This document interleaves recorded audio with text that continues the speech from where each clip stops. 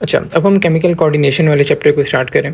इसमें सबसे पहले हम एंडोक्राइन सिस्टम को पढ़ेंगे। होता क्या है, देखिए दो तरह के सिस्टम होते हैं हमारे जो ग्लैंड्स को कंट्रोल करते हैं। एक होता है एंडोक्राइन सिस्टम। एंडोक्राइन सिस्टम क्या होता है कि ये डक्टलेस ग्लैंड्स होते हैं। मतलब क्या, अगर एक ग्लैंड है तो इसने अपनी सिक्रीशन ये बाहर छोड़ी तो ये सिक्रीशन डायरेक्ट जो है ब्लड में छोड़ देगा, तो इसलिए इसको एंडो कह रहे हैं। एंडो मतलब ब्लड के अंदर छोड़ रहा है। ऐसे ही दूसरी तरह के ग्लैंड होते हैं, इसको हम कहते हैं एक्सोक्राइन ग्लैंड्स। एक्सोक्राइन जो है या तो किसी अपनी सिक्रीशन किसी डक्ट में छोड़ते हैं, या तो ये डायरेक्ट जो है जीआईटी में, इंटेस्टाइन में, जैसे पैंक्रियाटिक जूस जो है पैंक्रियाटिक डक्ट में छोड़ के इंटेस्टाइन में छोड़ देता है। तो ऐसे होता है जो एक्सोक्राइन ग्लैंड्स होते हैं। बट हमारा मेन फोकस हमेशा एंडोक्राइन ग्लैंड्स पे इस चैप्टर में होता है।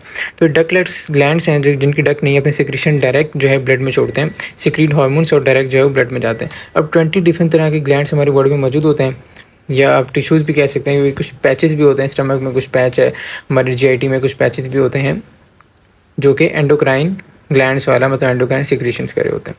अब इसके बाद हार्मोन्स क्या होता है, देखिए हार्मोन वही है जो एंडोक्राइन जो अपने सिक्रीशन करेगा उसको हार्मोन का नाम देनी है। एक तो ऑर्गेनिक कंपाउंड है, पहली चीज़ ये है।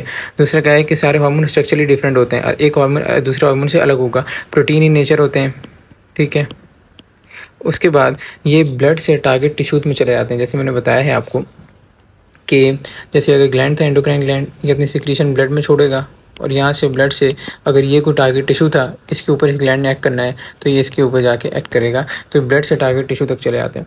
उसके बाद ये कोई केमिकल रिएक्शन को इनिशिएट नहीं करे, ये सिर्फ क्या करें, या तो एंजाइम्स को स्टिमुलेट करें, एंजाइम्स को इनहिबिट करें, या जो कोई और रिएक्शन को स्टिमुलेट करें, इनहिबिट करें, बट कोई केमिकल रिएक्शन, नया रिएक्शन नहीं करा रहे, ठीक है। ये चीज़ इंपॉर्टेंट आपके ध्यान में होनी चाहिए। उसके बाद लॉन्ग टर्म चेंजेस को कंट्रोल करते हैं। जो नर्वस कोऑर्डिनेशन था वो शॉर्ट था, मतलब फॉरन रिस्पॉन्स आ रहे थे। इनके रिस्पॉन्स आने में थोड़ा सा टाइम लगता है, क्योंकि ये ब्लड के जरिए ट्रैवल करके जाते हैं। बट जो नर्वस कोऑर्डिनेशन है वो इलेक्ट्रिकल सिग्नल्स हैं जो इनको बहुत फास्ट हो जाते हैं, तो इनके इफेक्ट प्रोड्यूस होने में थोड़ा टाइम लगता है, मगर लॉन्ग टर्म इफेक्ट्स प्रोड्यूस करते हैं। कैसे, जैसे रेट ऑफ ग्रोथ को कंट्रोल करेंगे। ग्रोथ क्या होती है, बच्चा छोटा होता है ऐसे ऐसे बड़ा होता जाएगा विद टाइम, तो रेट ऑफ ग्रोथ को कंट्रोल करते हैं। ऐसे ही सेक्सुअल मैच्योरिटी, जैसे जब बच्चा पैदा होता है तो आप उसकी शक्ल सूरत देख के नहीं बता सकते कि ये लड़का है लड़की है। विद टाइम जैसे वो बड़ा होता जाता है तो उसकी लड़की वाले फीचर्स आते जाते हैं, और लड़का हो तो लड़के वाले फीचर्स आते जाते हैं। तो मेल और फीमेल जो है ये जो बनता है, सेक्सुअल मैच्योरिटी होती है, ये भी हार्मोन्स की वजह से होती है। अब हार्मोन्स को क्लासिफाई करते हैं 4 टाइप्स में। एक तो है प्रोटीन हार्मोन। प्रोटीन हार्मोन क्या होंगे, इंसुलिन और ग्लूकागॉन, इनको पढ़ेंगे हम। ये पैंक्रियास से रिलीज होते हैं, पैंक्रियास से, आइलेट्स ऑफ लैंगरहैंस से। उस दूसरे अमाइनो एसिड डेरिवेटिव्स, इसको कह लें ज़्यादा बेहतर है। अमाइनो एसिड डेरिवेटिव्स क्या मतलब, अमाइनो एसिड का बेसिक स्ट्रक्चर अगर हम देखते हैं तो एक तरफ कार्बोक्सिलिक ग्रुप होता है, उसके बाद ये कार्बन होगा, इसको अल्फा कार्बन का नाम देते हैं। इसकी एक तरफ हाइड्रोजन होता है, दूसरी तरफ अमाइनो ग्रुप होता है, और एक तरफ इसके रेडिकल अटैच होता है जो कि अमाइनो एसिड को डिफरेंशिएट करता है, यही रेडिकल।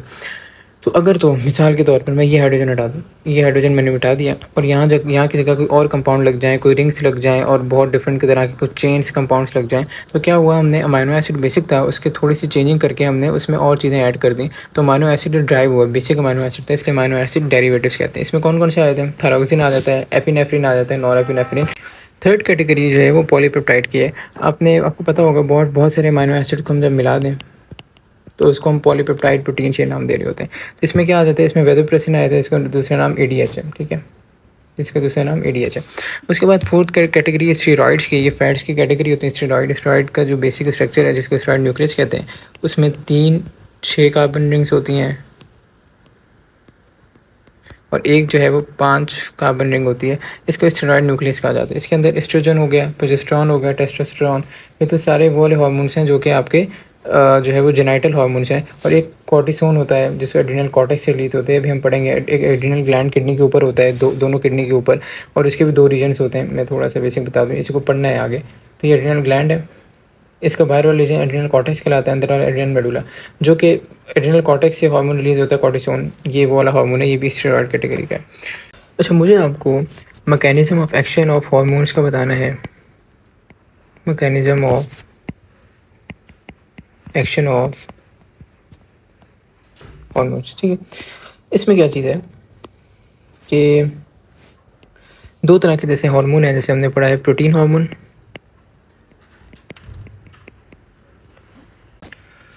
और दूसरा जो है वो स्टेरॉइड हार्मोन। तो प्रोटीन हार्मोन क्या है, इसको हम कहते हैं हाइड्रोफिलिक है, मतलब वाटर लविंग है। तो आपको पता है वाटर और फैट की नहीं बनती। तो अगर इसने ये एक सेल है, अगर इस सेल को क्रॉस करना है तो सेल मेम्ब्रेन की मेन कंपोजिशन जो है वो बनी होती है फॉस्फोलिपिड से। ठीक है, सेल मेम्ब्रेन की मेन कंपोजिशन है फॉस्फोलिपिड, और अगर ये इसने क्रॉस करना है तो इसको ज़रूरी है कि लिपिड से सी बनती हो। तो ये हाइड्रोफिलिक है, मतलब इसकी वाटर से बनती है, लिपिड से नहीं बनती। तो इसको क्या करना होगा कि इसका जो सेल मेम्ब्रेन के ऊपर रिसेप्टर्स हैं ये उस पर आके बाइंड कर जाता है, और जो प्रोटीन हार्मोन्स इस पर आके बाइंड करते हैं तो अंदर रिसेप्टर के अंदर एक एंजाइम मौजूद होता है, इसको हम नाम देते हैं एडिनाइलेट साइक्लेज। में एसी लिख रहा हूँ, इसकी फुल फॉर्म यहाँ लिख देता हूँ, एडिनाइलेट साइक्लेज। ठीक है, तो ये क्या करेगा, ये एटीपी को पकड़ेगा, उसको कन्वर्ट करा देगा साइक्लिक एएमपी में। एटीपी का है एडेनोसिन ट्राइफॉस्फेट, एएमपी का एडेनोसिन मोनोफॉस्फेट। तो 2 फॉस्फेट निकल जाएंगे। साइक्लिक का मतलब ये कि इसका स्ट्रक्चर जो है वो ऐसा गोल होता है, तो इसलिए साइक्लिक नाम दे देते हैं। और साइक्लिक एएमपी जो है इसको हम नाम देते हैं सेकंड मैसेंजर है। ये आगे सेल में जो भी हार्मोन आया है उसने जो फंक्शन परफॉर्म कराना है, ये साइक्लिक एएमपी फंक्शन परफॉर्म करा देगा। तो हार्मोन था, ये क्या था, ये फर्स्ट मैसेंजर था। तो आपसे पूछ लिया जाता है प्रोटीन हार्मोन में फर्स्ट मैसेंजर का है कहाँ कौन सा है, तो वो हार्मोन होगा। सेकंड मैसेंजर साइक्लिक एएमपी, ज़्यादा इंपॉर्टेंट एमसीक्यू है, और साइक्लिक एएमपी भी जो भी काम कराना है वो करा देता है। तो ये क्या, इसने क्या किया, ये सेल मेम्ब्रेन के ऊपर जो रिसेप्टर उस पर बाइंड कर गया, अंदर क्रॉस नहीं कर पाया। अब स्टेरॉयड हार्मोन का है, स्टेरॉयड फैट्स की एक कैटेगरी है, ठीक है, जिसके अंदर 6 कार्बन की रिंग्स होती हैं, 3, और एक जो है वो 5 कार्बन की रिंग होती है। ठीक है, इसको स्टेरॉयड न्यूक्लियस कहते हैं। तो अगर सेल मेम्ब्रेन है, जैसे मैंने बताया फॉस्फोलिपिड है, मेन लिपिड से बनी हुई है। आपने पढ़ा होगा कि हम प्रोटीन कैसे कहते हैं, आइसबर्ग्स इन सी है, मतलब मेन क्या है, सी किससे बना हुआ है, लिपिड से, और आइसबर्ग्स किसको कह रहे होते हैं, प्रोटीन को। तो मेन क्या है, सी जो समंदर है वो क्या है, लिपिड्स हैं। तो मेन बनी हुई लिपिड से, और लाइक डिजॉल्व लाइक वाला आपको पता होगा। स्टेरॉयड भी क्या है, लिपिड फैट्स की कैटेगरी है। तो स्टेरॉयड अंदर आ जाता है सेल मेम्ब्रेन को क्रॉस करके, और इसका रिसेप्टर अंदर, ये न्यूक्लियस बनाओ तो न्यूक्लियस के अंदर इसका रिसेप्टर्स मौजूद होता है, और न्यूक्लियस पे आके बाइंड, अंदर न्यूक्लियस पे आके अपने रिसेप्टर से बाइंड करेगा। और न्यूक्लियस के अंदर आपको पता है डीएनए भी होता है, ये डीएनए से बनवा देता है messenger RNA by the process of transcription, और मैसेंजर आरएनए से ये बनवाएगा आगे protein by the process of translation. ठीक है, तो ये प्रोटीन बनवा के फिर ऐसे अपना काम कर लेता है। तो ये स्टेरॉयड और प्रोटीन हार्मोन का मैकेनिज्म ऑफ एक्शन है।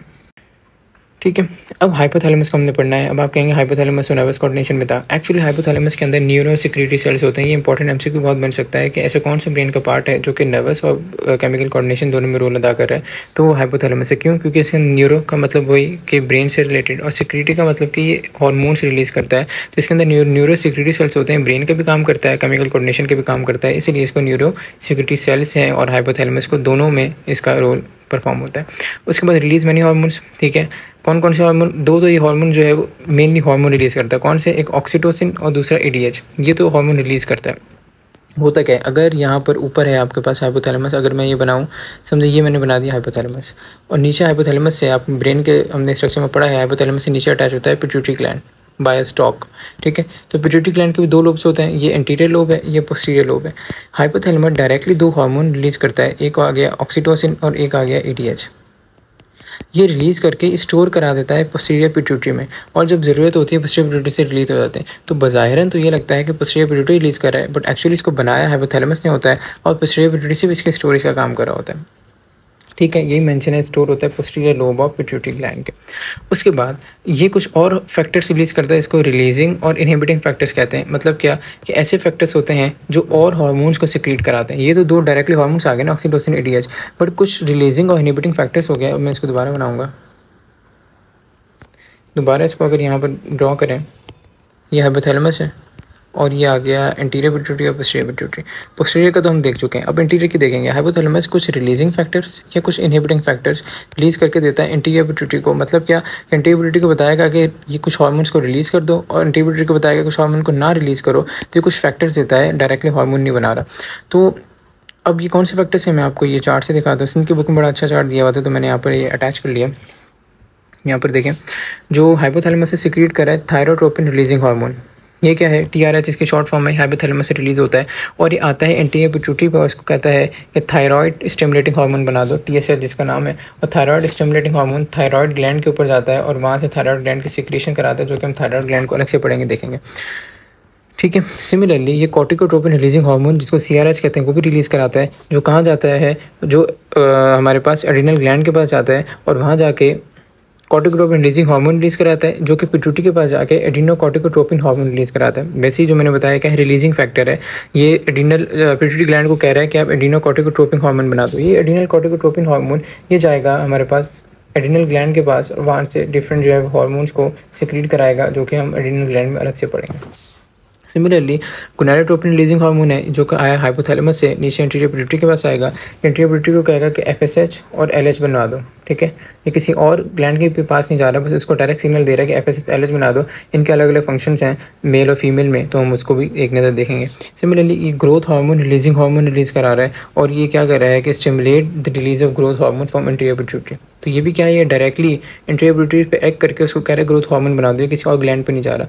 ये दोनों किसी और ग्लैंड पे जा रहे थे, ये दोनों अपना एक्ट करते हैं। सिमिलरली नीचे अगर हम देखें ग्रोथ हार्मोन इनहिबिटिंग हार्मोन, ये भी क्या कर रहा है, ग्रोथ हार्मोन की सिक्रेशन को रोक रहा है, तो ये भी अपना एक्ट कर रहा है, किसी और ग्लैंड पे नहीं जा रहा। ऐसे ही प्रोलैक्टिन इनहिबिटिंग हार्मोन, ये inhibit the secretion of prolactin, ये भी सिर्फ एंटीरियर पिट्यूटरी को सिग्नल दे रहा है कोई ऐसा, और एंटीरियर पिट्यूटरी से ऐसा हार्मोन रिलीज हो रहा है जो आगे जाके किसी और ग्लैंड को कंट्रोल करे। ऐसे ही मेलानोसाइट इनहिबिटिंग हार्मोन, ये भी सिक्रेशन ऑफ मेलानोसाइट जो है उसकी secretion of melanocyte stimulating hormone उसको क्या कर रहा है, उसकी सिक्रेशन को कम कर रहा है। तो ये जो तीन है ये वाले, ये क्या है, ये अपने अपने एक्ट करें, मतलब ये इससे रिलीज हुआ और इसको सिग्नल दे दिया और एंटीरियर पिट्यूटरी ने ये रिलीज करना है। ये दो जो थे, इसने पहले एंटीरियर पिट्यूटरी को सिग्नल दिया, फिर ये वाले आगे अलग अलग अपने अपने ग्लैंड के पास जाके उनको सिग्नल देंगे।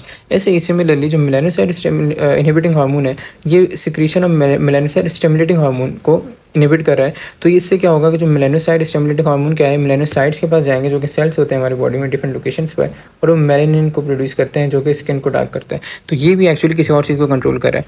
तो इसके पास कैसे अलग अलग तरह के हैं, कुछ ऐसे भी हैं जो कि पिट्यूटरी को सिग्नल दे रहे हैं किसी और ग्लैंड को स्टिमुलेट करो, कुछ ऐसे भी हैं जो डायरेक्टली पिट्यूटरी को सिग्नल दे रहे हैं कि अपने हार्मोन बनाओ।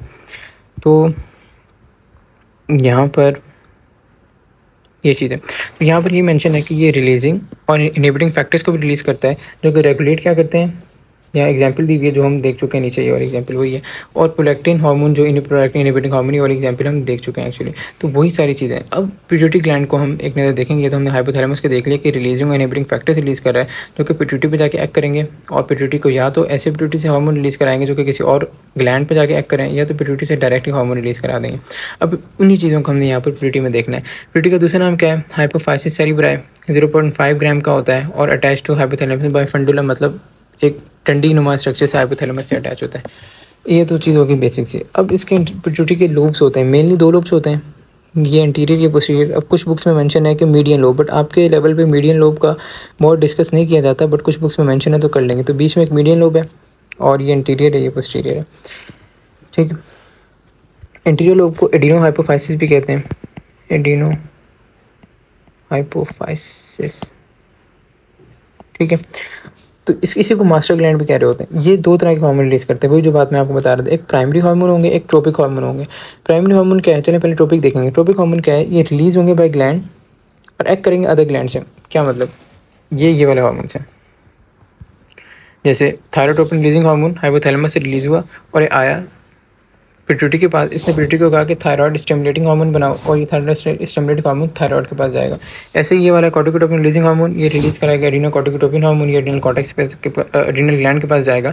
तो ये वाले जो हार्मोन्स हैं ये ऐसे इनको ट्रोपिक कह रहे हैं, मतलब ये सिक्रीट हो रहे हैं पिट्यूटरी से, एक ग्लैंड से सिक्रीट हुए जो पिट्यूटरी है और एक और ग्लैंड पे जाके एक्ट करेंगे, तो इनको कह रहे हैं ट्रोपिक। और एक है प्राइमरी हार्मोन्स जो क्या है, जो एक्ट करते हैं release by gland and act on side, मतलब ये हाइपोथैलेमस से सिग्नल आया और ये रिलीज़ हो गया, जैसे ग्रोथ हार्मोन था। ठीक है, उसके बाद हमारे पास गोनाडोट्रोपिन रिलीजिंग हार्मोन हो गया। ठीक है, FSH LH रिलीज़ करा दिया।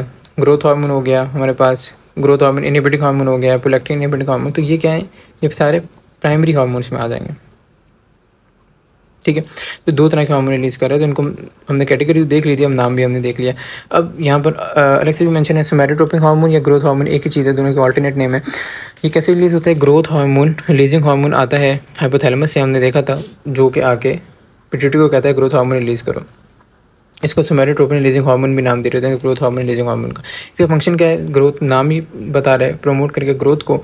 और जब ये हार्मोन जो है वो ग्रोथ सीध हो जाती है कुछ एज पे, 21, 22, 23 साल पे, जो हमारी बोन्स में पेट्स होती हैं, जैसे बोन है, बोन की यहाँ पर प्लेट्स मौजूद होती हैं साइड्स पे, जो कि जब ये कार्टिलेज की बनी होती हैं, जब ये कार्टिलेज पूरा फ्यूज़ कर जाता है तो ग्रोथ रुक जाती है।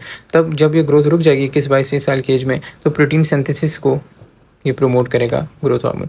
अगर इसकी एबनॉर्मेलिटी हो जाए, मतलब क्या कि हाइपर सिक्रीशन हो, हाइपर का मतलब ज़्यादा, हाइपो का मतलब कम। अगर हाइपर सिक्रीशन अर्ली लाइफ में हो, मतलब छोटी एज में हो, तो जाइजेंटिज्म हो जाता है। जाइजेंटिज्म मतलब क्या, ये हाइट बहुत ज़्यादा होगी और फेशियल फीचर्स भी थोड़े अलग होंगे, तो ये इसमें जाइजेंटिज्म आ जाता है। अगर लेटर लाइफ में हो इसकी सिक्रीशन ज़्यादा ग्रोथ हार्मोन की, मतलब एक एज अचीव हो गई 21-22 साल की, अब ग्रोथ नहीं होनी, तो उसके बाद क्या होता है, ज़्यादा ग्रोथ तो हो नहीं सकती, तो ये हाथों को, हैंड, फीट और जॉस की एबनॉर्मल डेवलपमेंट करा देता है, उनकी थिकनिंग करा देता है हैंड, फीट और जॉस की।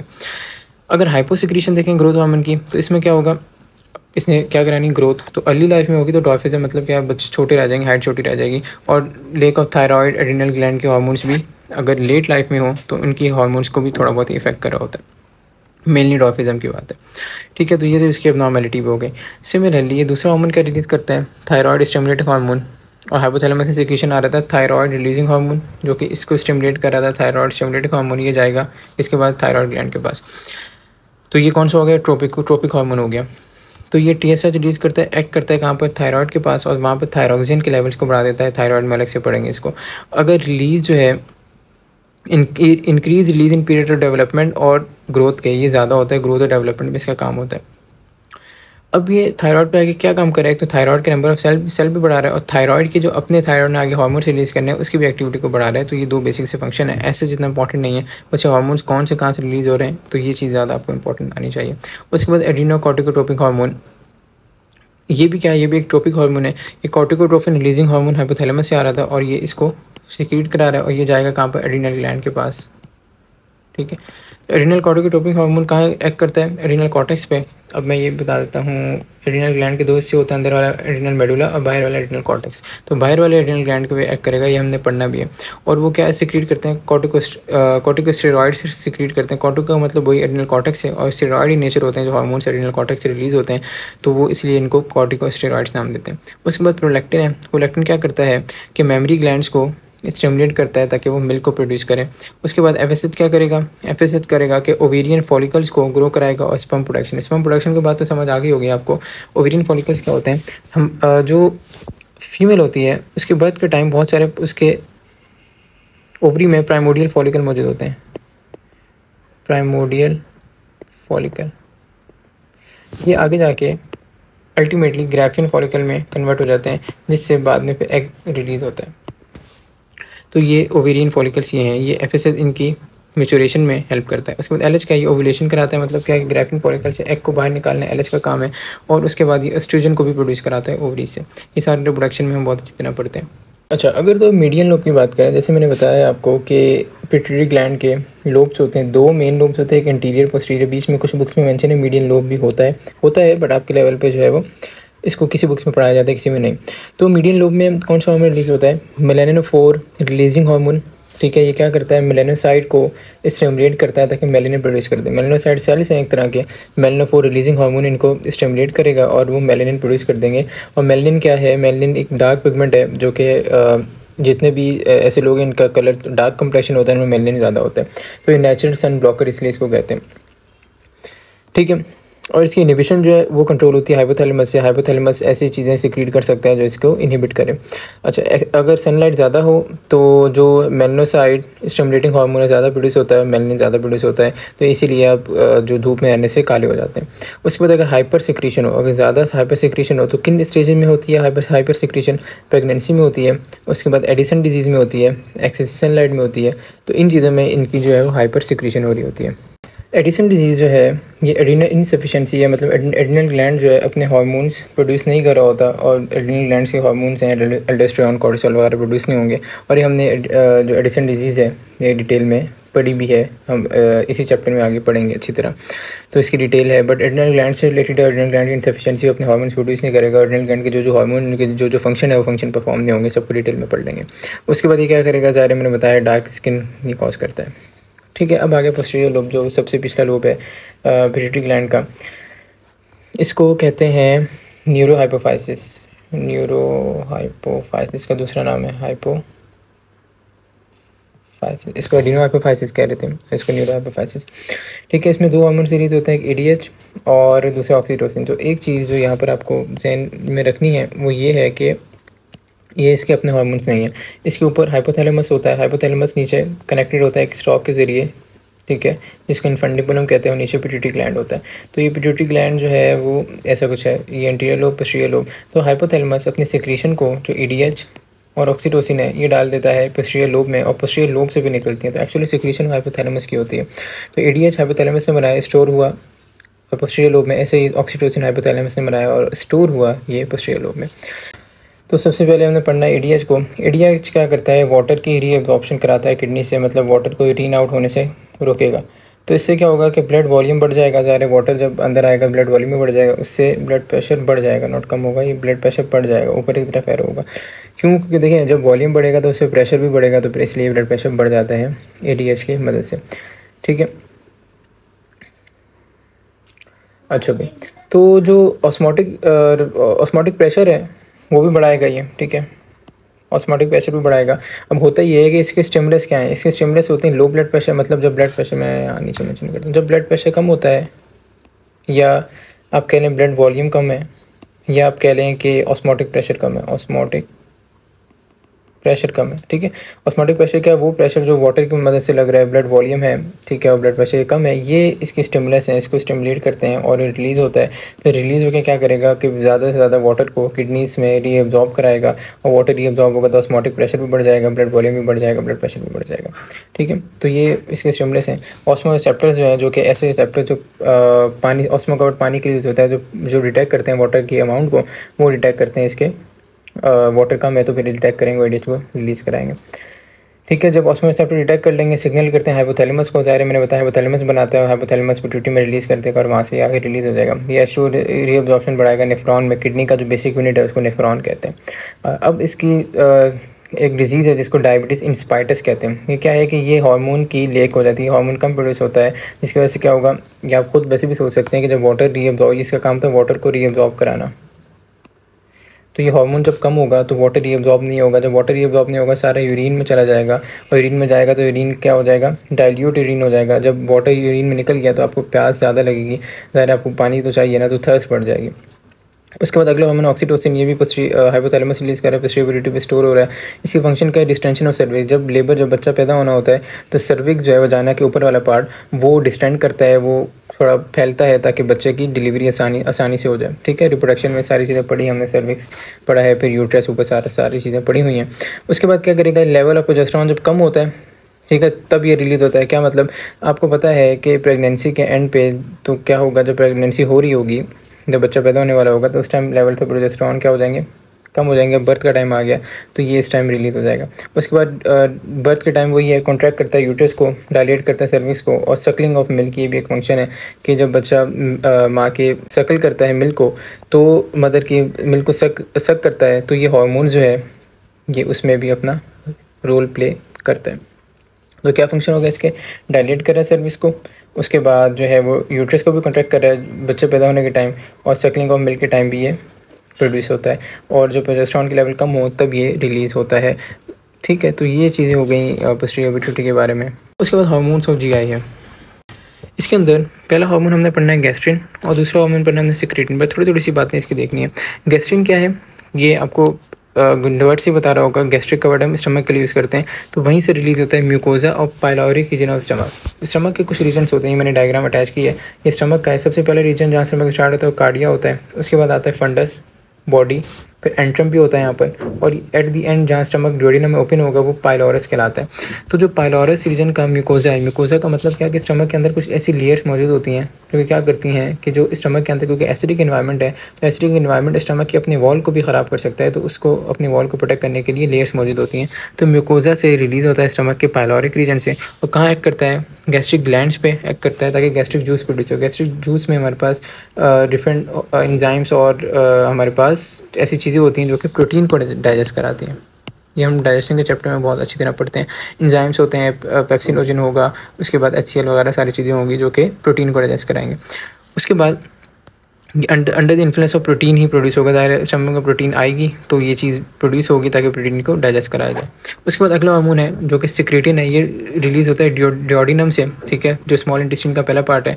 और ये कब रिलीज़ होता है? When acidic food touches duodenum. क्यों? देखें, अगर ये स्टमक के नीचे डिओडिनम स्टार्ट हो जाता है तो स्टमक के अंदर आपको पता है कि एसिडिक एनवायरनमेंट है, तो जो स्टमक का एसिडिक फूड है वही डिओडिनम में आता है। तो जब डिओडिनम में थोड़ी बहुत एसिडिटी स्टमक की आती है तो जब वो डिओडिनम का वो वाला फूड टच करता है तो ये हार्मोन को रिलीज़ करा देता है। और ये हार्मोन का क्या काम है कि पैंक्रियाटिक जूस को रिलीज़ कराए। पैंक्रियाटिक जूस में ऐसे एंजाइम्स होते हैं जो कि अमाइलेज, लाइपेज और प्रोटीएज, जो सारे क्या करते हैं, फूड को डाइजेस्ट करने में हेल्प करते हैं। तो जब फूड आ गया डिओडिनम में तो पैंक्रियाटिक जूस को रिलीज़ कराएगा। उसके बाद लिवर को बोलेगा बाइल ज़्यादा बनाए। बाइल का क्या काम है? फैट की मल्सिफिकेशन, मतलब फैट को छोटे ड्रॉपलेट्स में तोड़ के ताकि उसकी डाइजेशन आसान हो जाए, वो कराता है। उसके बाद स्टमक पे एक्ट करता है ताकि इनहिबिट कर दे गैस्ट्रिन की सिक्रीशन। क्यों? क्योंकि स्टमक पे गैस्ट्रिन प्रोड्यूस हो रहा है और गैस्ट्रिन क्या कर रहा था, और आगे फूड भेजता जाएगा ताकि जो है वो डाइजेशन हो। बट मसला क्या है, डिओडिनम में फूड आ गया है और डिओडिनम चाहेगा पहले मैं इसको डाइजेस्ट कर लूँ फिर और फूड आए, तो गैस्ट्रिन के लेवल को कम करा देगा ताकि थोड़ा फूड कम आए, इसको पहले ही वो जो फूड मौजूद है उसको डाइजेस्ट कर ले फिर और फूड आए। तो इस वजह से ये होता है।